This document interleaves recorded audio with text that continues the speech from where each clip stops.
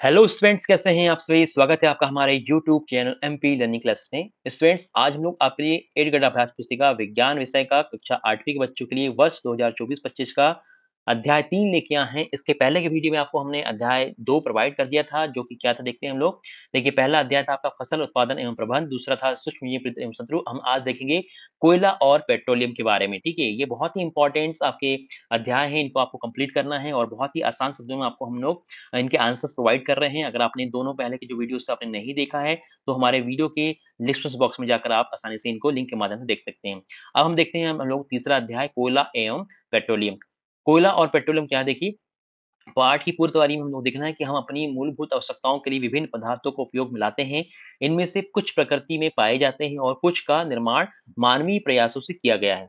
वायु, जल, मृदा और खनिज प्रकृति द्वारा उपलब्ध कराए जाते हैं। ये प्राकृतिक संसाधन कहलाते हैं। कुछ प्राकृतिक संसाधन ऐसे भी हैं जो मानवीय क्रियाकलापों द्वारा समाप्त भी हो सकते हैं, जैसे कि पेयजल है। पेयजल की ग्रीष्म ऋतु में उपलब्धता कम हो जाती है। ठीक है, इस तरह से जनसंख्या वृद्धि के कारण वनों की कटाई लगातार हो रही है, जिसमें वनोत्पाद में कमी आ रही है। महानगरों में वाहनों का भी अत्यधिक उपयोग हो रहा है। यदि हम वाहनों को निरंतर उपयोग करते रहेंगे, तो एक समय ऐसा भी आ सकता है जब हमें वाहनों का उपयोग होने वाले ईंधन की कमी का भी सामना करना पड़ सकता है। तो वाहनों में जो उपयोगी ईंधन क्या होता है, कोयला होता है, डीजल होता है, पेट्रोल होते हैं। ये हमें कैसे प्राप्त होते हैं, इनके बारे में हम लोग बात करेंगे।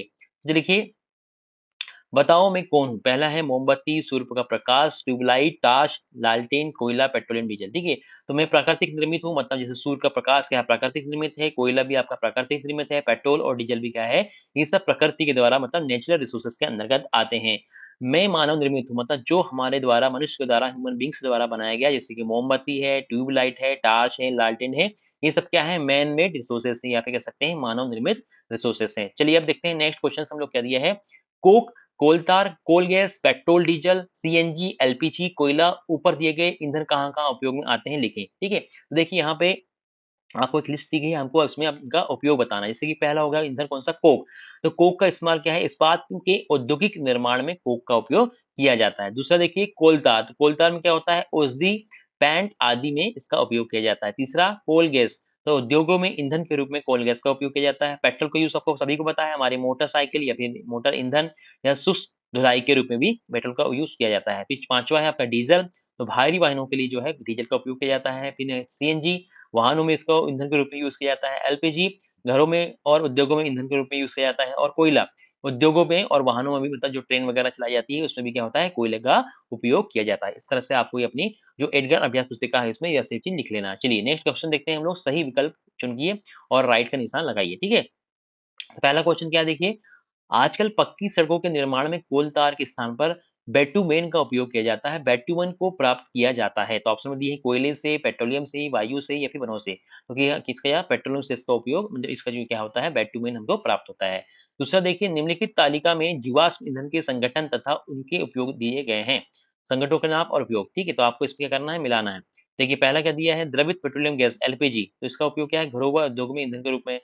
फिर आपका आ जाएगा नेफ्थलीन की गोलियाँ बनाने में, क्या आएगा देखेंगे हम लोग। फिर मैम फिर पैरामीन मोम, मोमबत्ती, वैसलीन बनाने में।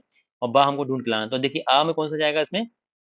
इसमें उपरोक्त तरीके में आ तथा ब क्रमशः हैं, ठीक है? तो कौन-सा जाएगा इसमें? नेफ्थलीन की गोली बनाने में किसका यूज़ किया जाता है आपका? कोलतार मिट्टी का तेल का, ठीक है? इसके बाद देखिए नेक्स्ट जो है जेट वायुयान के लिए आपका इसमें जाएगा आपका कोक और पेट्रोलियम। इस तरह से आपको इसमें आंसर दे देना है, ठीक है? क्वेश्चन नंबर तीसरा देखते हैं क्या है? प्रकृति में जीवाश्म ईंधन निम्न सीमित है, अति आवश्यक होने पर ही हमें इसका उपयोग करना चाहिए। तो इनका उपयोग कम करने में हमें क्या लाभ होता है? तो क्या देखें, इसका आंसर क्या जाएगा? पर्यावरण बेहतर बनेगा तथा विश्व जो है उष्ण का खतरा बढ़ जाएगा, ठीक है? उष्णन का खपड़ा जो खतरा है कम हो जाएगा। नेक्स्ट क्वेश्चन देखते हैं क्या है? एक जागरूक नागरिक के रूप में आप डीजल पेट्रोल बचाने हेतु क्या उपाय करेंगे?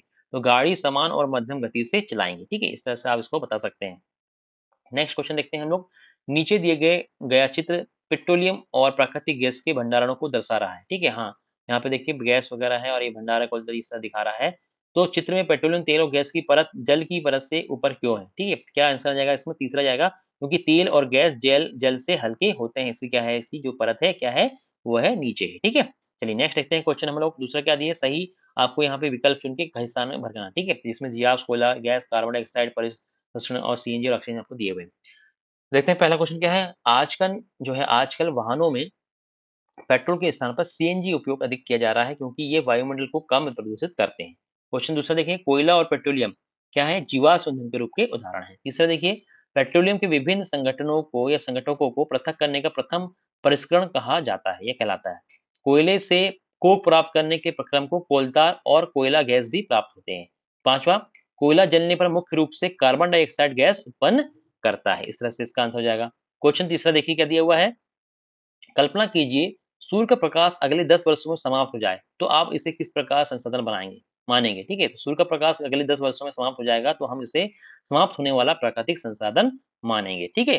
क्वेश्चन जो चौथा देखिए, चंद्रमा पृथ्वी का उपग्रह होते हुए वहां पर जीवाश्म ईंधन की अनुपस्थिति है, इसके संबंधित क्या कारण हो सकते हैं। तो चंद्रमा पर जीवन का अस्तित्व न होने के कारण जीवाश्म ईंधन की अनुपस्थिति है, क्योंकि जब चंद्रमा पर सजीव नहीं है तो जीवाश्म ईंधन का बनना असंभव है। ठीक है।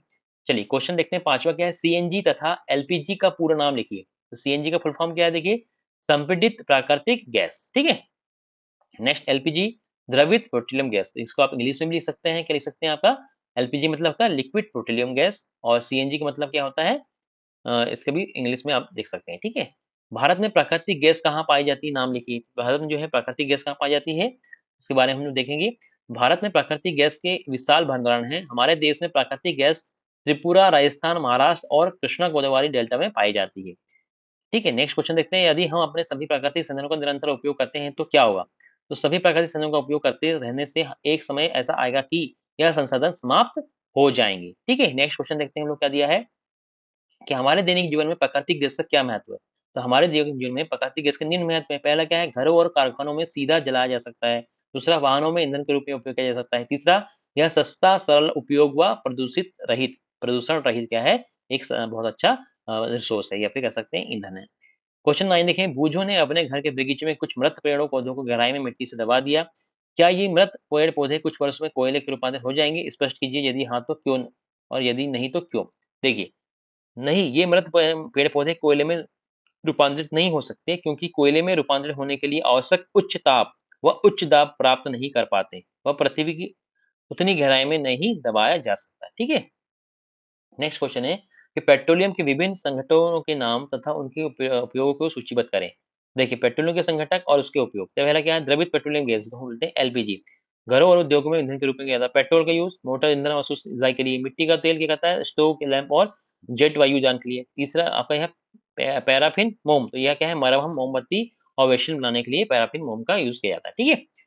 नेक्स्ट क्वेश्चन है, जीवाश्म ईंधन की उपलब्धता लंबे समय तक किस प्रकार रख सकते हैं। तो जीवाश्म ईंधन की उपलब्धता लंबे समय तक केवल तभी संभव है जब हम इसका विवेकपूर्ण उपयोग करें और उनके सदुपयोग के लिए जन जागृति तक लाएं, अन्यथा ये शीघ्र ही समाप्त हो जाएंगे। नेक्स्ट क्वेश्चन है आपका 12 नंबर का, देखिए क्या है, पेट्रोल एक समाप्त होने वाला प्राकृतिक संसाधन है, किंतु सूर्य का प्रकाश नहीं। समझाइए। तो पेट्रोल एक समाप्त होने वाला प्राकृतिक संसाधन है, किंतु सूर्य का प्रकाश एक अक्षय प्राकृतिक संसाधन है।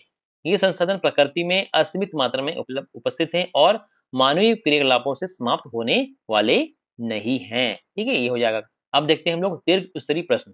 तो देखिए 30 नंबर क्वेश्चन क्या दिया है? आपके जीवन काल में या दैनिक जीवन में कोयला तथा पेट्रोलों में हो उपयोगों के लिए क्या इनके स्थान पर आप कोई अन्य ऊर्जा स्रोत का उपयोग कर सकते हैं।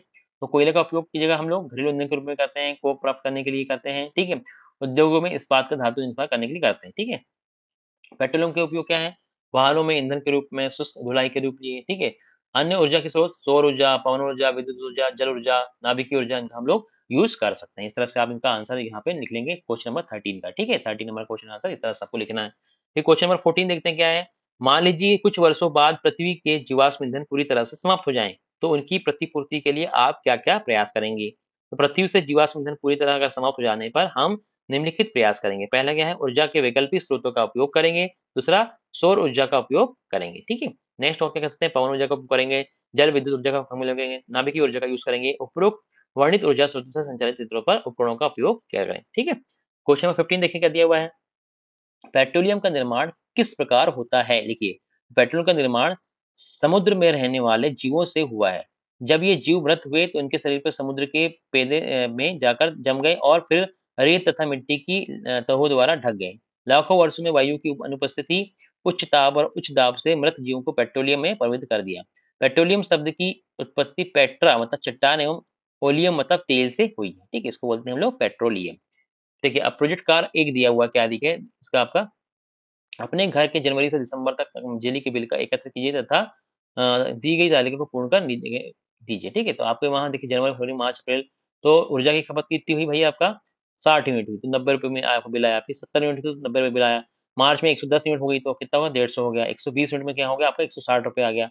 फिर इस तरह से मई, जून, जुलाई, अगस्त, सितंबर, अक्टूबर, नवंबर, दिसंबर तक आप लोग यहाँ पे लिख देंगे और टोटल जो भी बिल सारा उसका आप यहाँ पे इस तरह से डाल सकते हैं। ठीक है, अब देखते हैं किन किन माह में बिजली बिल की राशि कम आई। तो हमको देखेंगे जो भी हमारी बिजली बिल की राशि हम लोग यहाँ पे देख लेंगे। आपके लिए हमने यहाँ पे आपको प्रोवाइड कर दिया है, इसको आप देखिए नोट डाउन कर सकते हैं। सितंबर, अक्टूबर, नवंबर, दिसंबर, जनवरी, फरवरी माह में बिजली का बिल क्या हुआ कम आया। किस माह में बिजली का व्यय अधिक है, तो मई जून माह में क्या है बिजली का व्यय अधिक है, क्योंकि क्या होता है गर्मी के टाइम में ज्यादा पंखे चलते हैं, गर्मी होने के कारण कूलर चलता है, इसलिए क्या होता है बिजली का बिल जो है बढ़ जाता है। तो बिजली बिल जिस माह में अधिक है उसका कारण पूछा है तो वही कारण आएगा कि बिजली बिल मई जून माह में अधिक आया। इसका कारण क्या है कूलर, पंखे एवं एसी का उपयोग के कारण क्या होगा इसका बिजली का बिल ज्यादा आ गया। फिर नेक्स्ट क्वेश्चन क्या है, बिजली की खपत कम करने के लिए आप क्या प्रयास कर सकते हैं। तो बिजली की खपत कम करने के लिए हम लोग एलईडी बल्ब का यूज कर सकते हैं, औसतन बिजली का उपयोग करना चाहिए। इस तरह से हम लोग बिजली की जो है खपत को कम कर सकते हैं। नेक्स्ट क्वेश्चन देखते हैं, ऊर्जा के अन्य वैकल्पिक स्रोतों को सूची बनाइए। तो ऊर्जा के अन्य वैकल्पिक स्रोत कौन से हैं, आपका सौर ऊर्जा है, पवन ऊर्जा है, ठीक है, जल ऊर्जा है, और इस तरह से बहुत सारे जो स्रोत है जिससे हम लोग वैकल्पिक स्रोतों का यूज कर सकते हैं। प्रोजेक्ट का दूसरा क्या देखिए, ईंधन के संरक्षण हेतु 3 नारे लिखो और 3 पोस्टर चिपकाओ। तो ईंधन का संरक्षण के नारे क्या है, साइकिल चलाओ ईंधन बचाओ, ठीक है, पोस्टर यहाँ पे आप लगा देंगे। खुशहाली की एक ही चाबी, ईंधन की ना हो बर्बादी, ठीक है, जन जन तक संदेश पहुंचाना है, डीजल पेट्रोल गैस बचाना है। इस तरह से आपके जो है नारे लिखेंगे और यहाँ पे आप पोस्टर भी चिपका सकते हैं। इस तरह से आपको जो अध्याय 3 था कौन सा, पेट्रोलियम, है ना, जो आपका कोयला और पेट्रोल हम लोगों ने कंप्लीट कर लिया है। इसके क्वेश्चन आंसर लोग अपनी नोटबुक में आप लोग जो आपका एडिटर व्यवस्थिका है उसमें आप नोट डाउन कर लीजिए। बहुत ही आसान क्वेश्चंस आपको प्रोवाइड कर दिए हैं, आसान अच्छे उत्तरों के साथ। इनको आपको अच्छे से नोट कर लेना है, इनको याद कर लेना है और इनको अच्छे से पढ़ के जाना है अपने एडगेड अभ्यास पुस्तिका के माध्यम से, क्योंकि आपके अर्धवार्षिक परीक्षा और मेन एग्जाम में इनमें से क्वेश्चन आने वाले हैं। तो वीडियो आपको कैसा लगा हमें कमेंट बॉक्स में बताइए। वीडियो को लाइक करें, शेयर करें अपने फ्रेंड्स को और चैनल को सब्सक्राइब जरूर कीजिए ताकि इसके आने वाले जो वीडियो है आपको तुरंत मिल जाएंगी। तो वीडियो देखने के लिए बहुत बहुत धन्यवाद। Thanks for watching.